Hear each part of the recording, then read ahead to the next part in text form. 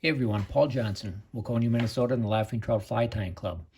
Today I'm going to be tying a new pattern, or actually a new variation of a pattern, and this is my pink Prince Charming. It's a takeoff of my purple Prince Charming if you've seen that video.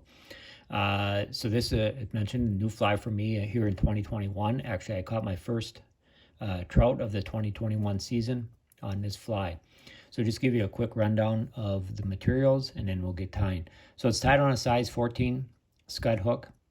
It's got a 2.8 millimeter tungsten bead. The shuck is Mayfly Brown Zelon. The body is Bug Legs from Fly Tyer Dungeon in bright pink. The rib is gold wire size brassy. The wing is white goose biots. And then the collar is grizzly hackle. So I've already got the bead on my hook. Mentioned it's a 2.8 millimeter tungsten bead. For thread, I'm going to be using 14-aught in red. I think the color of the thread of red is important because the color will show through a little bit through that bug leg. So you certainly wouldn't want to use a dark color thread. Anything with a lighter color thread, if you didn't have red or pink, would be the best choice. I got a length of this Mayfly Brown Zelon. I'm just going to tie that in, and I want it to be right on top of the hook shank. So as I'm wrapping back, I'm making sure that it doesn't twist around the hook shank at all on me. And then the other thing we're trying to do here is try to keep that body real smooth. We don't want lumps and bumps in there. So I'm going to cut that tail off about a hook gap in length.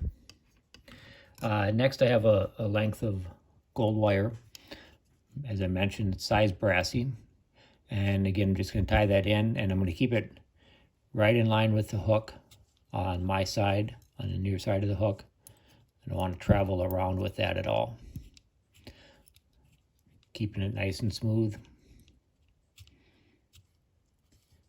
All right, next we've got the bug legs. You could use dubbing. I think actually if you had a pink floss instead of this stuff would probably work better.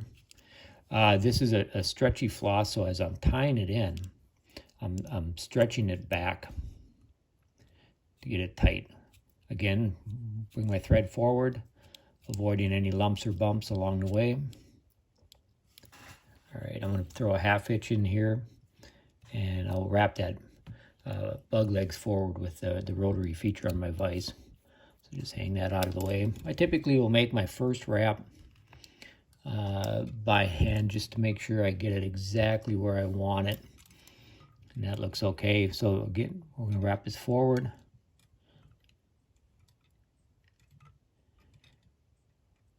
Touching turns.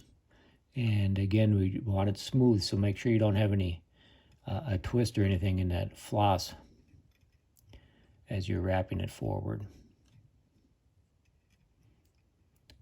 Almost there. The rotary feature certainly speeds it up versus trying to tie it in by hand over wrapping it. Swing that bobbin cradle out of the way, a couple wraps of tying thread. You want to make sure you get this tied in there good, because the worst thing that can happen is for that to come undone on you. Not that that's ever happened to me. Okay, now we're going to take that wire, and I'm going to make 8 wraps of wire and just even spaced wraps going forward. So it's got to be 8 wraps, otherwise it's not going to work.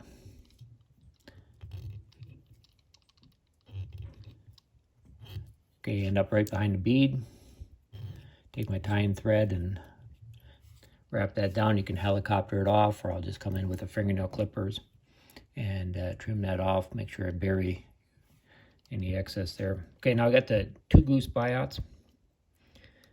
Pull them off. I'm going to overlap them, kind of make angel wings, if you will.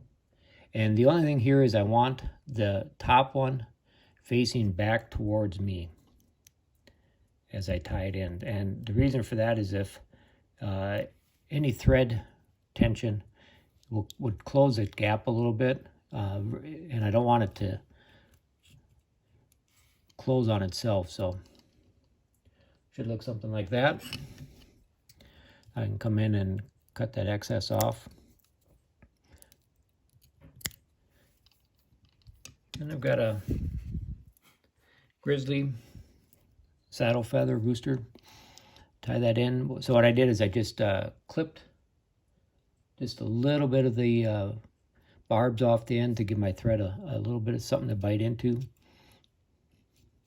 Now I'm going to make 3 full wraps with this hackle.